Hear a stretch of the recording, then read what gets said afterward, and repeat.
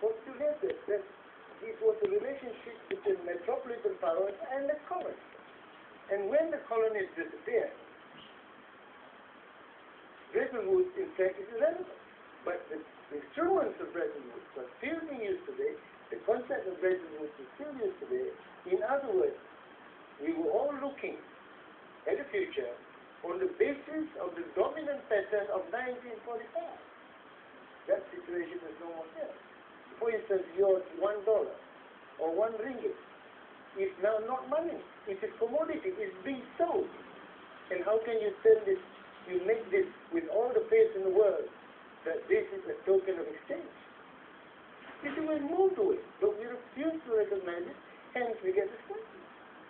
I think there are many people who would argue that the correlation of forces working on the countries of the South have changed in such a way that the future isn't quite what it used to be.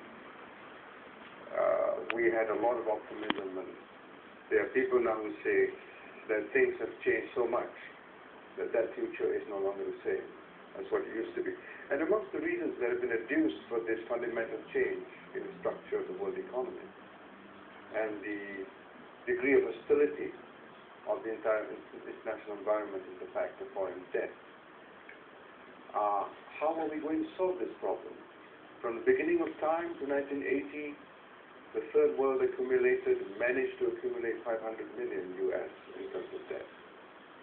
Since 1980, we have accumulated another 500 billion. How are we going to solve this problem of foreign debt?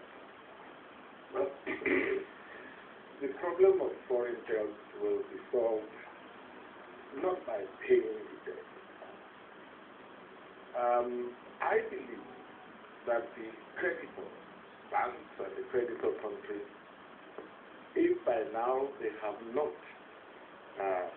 come to reconcile themselves with the fact that the debtor countries will not be in a position to pay all the debt, they must be getting near that situation.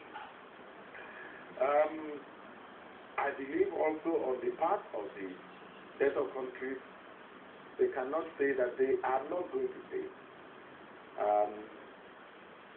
while at the same time they are not in a position to pay.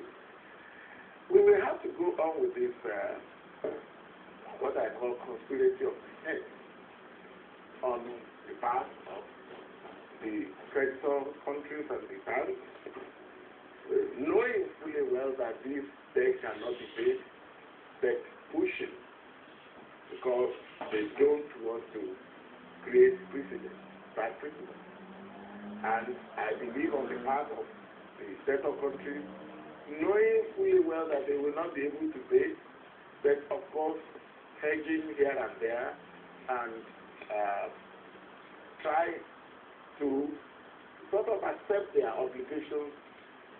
But what I believe is most important is that whatever happens, the third world countries must first of all accept the responsibility and the duty for looking after their citizens, debt or no debt.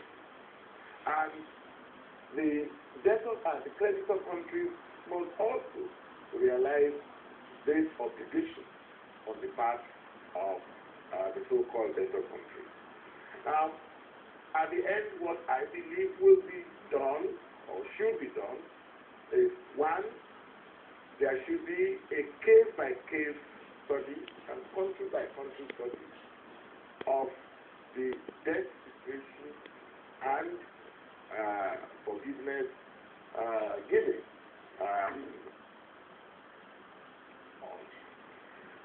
There will also, or there should also be a way by which the countries that have created surplus, Japan, West Germany, should